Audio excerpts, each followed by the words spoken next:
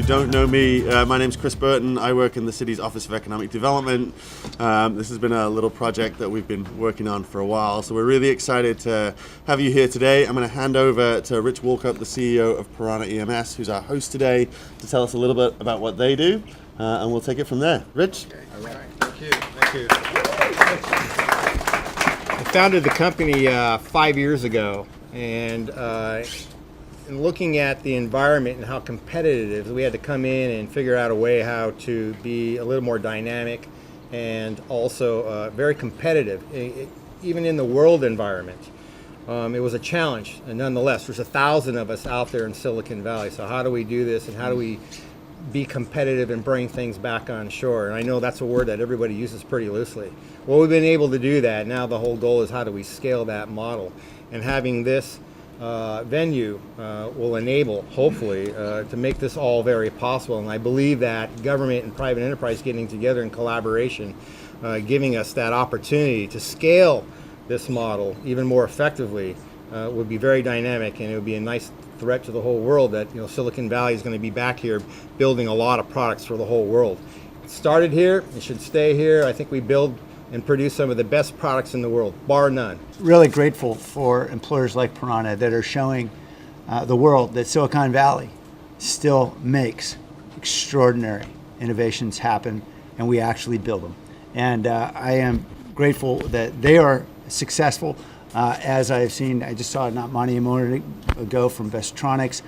They're continuing to grow. We're seeing manufacturing grow here, but we know it's not easy. We know in the state of California you face very high regulatory hurdles. We know it's not cheap to do business here. We know the land costs a lot of money.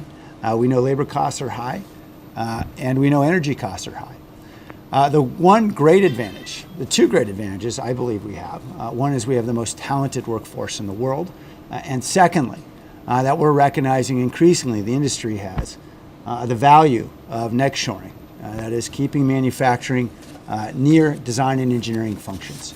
And that is an enormous opportunity for us. And we need that opportunity because we are facing two very great challenges right now here in the Valley and throughout the country.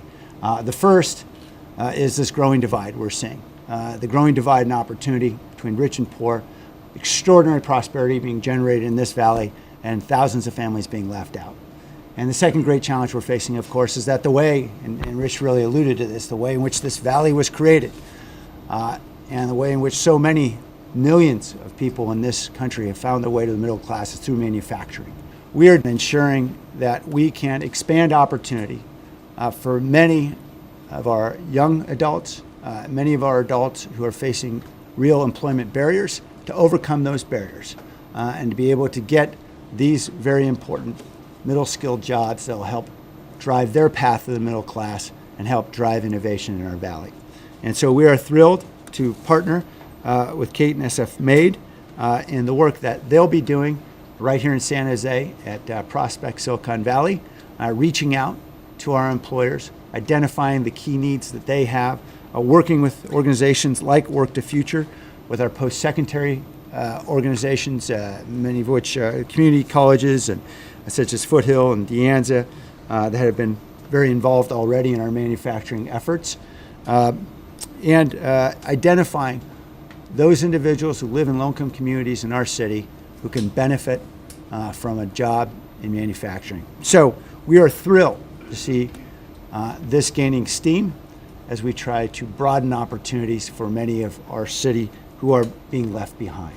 So I now have the privilege of introducing Danny Harris, who has been a key partner in many, many initiatives here at the City of San Jose, but this is an awfully important one. Thank you, Danny. On behalf of the Knight Foundation, I'm incredibly honored to be here. The Knight Foundation believes in supporting the city through a number of ways. We believe in the attraction and retention of talent, supporting economic opportunity, and helping to advance civic engagement. And in so many ways, today's event is really about helping to advance all of those. Since I arrived in the city, I've always been amazed by not just the diversity innovation of the city, but the diverse innovation across the city and the ability to really support this type of work, but also helping to advance civic pride. So with that, I just want to thank you again on behalf of the Knight Foundation. And thank you again, Mr. Mayor. Next up, really pleased to welcome up to the mic Jim Watson with CMTC. CMTC is the MEP program supported by the Department of Commerce, and I want to congratulate the mayor for making manufacturing a priority. I have to tell you that when things will turn down, it's going to be manufacturing that will turn up. And I also want to say that in Rich's behalf, this is not the new face of manufacturing. This is the face of manufacturing.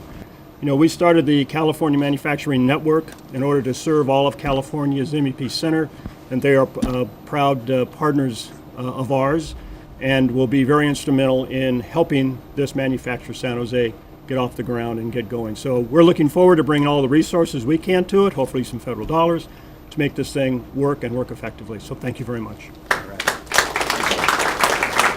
Last but certainly not least, welcome to the mic, Kate.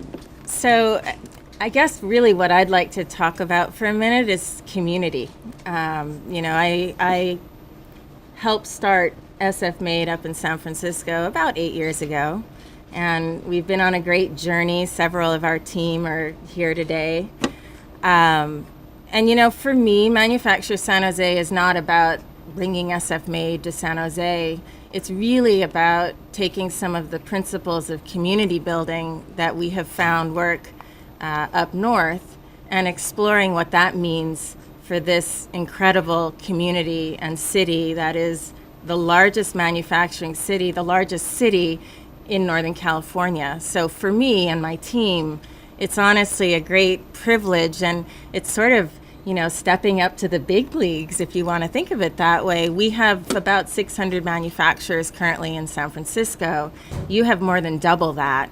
A big manufacturer for us is a couple hundred people. A big manufacturer for you is 1,000 people. So it really is an opportunity for my team and for our collaboration and our new partners here in San Jose, like the Knight Foundation, the City of San Jose, to really step back and think about, well, what's going to mean something special for San Jose? How do we really take making, which we always say that, at the end of the day, whether you're making a jewelry product or you are brewing beer or you are working with electronics at a contract electronics manufacturer, there's something very human and very representative of this city in making.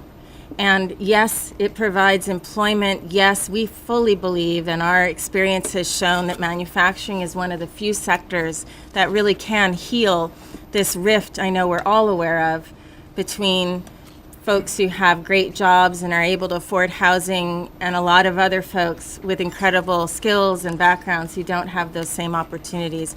Making and manufacturing at all scales really is a path forward. And so with that, we have a little tagline we always use up north, but it really always seems to resonate for me. It's less about bringing it back, and it's really more about looking at what we already have here and how we can help what's already here start, grow, and stay in San Jose. So let's get to work.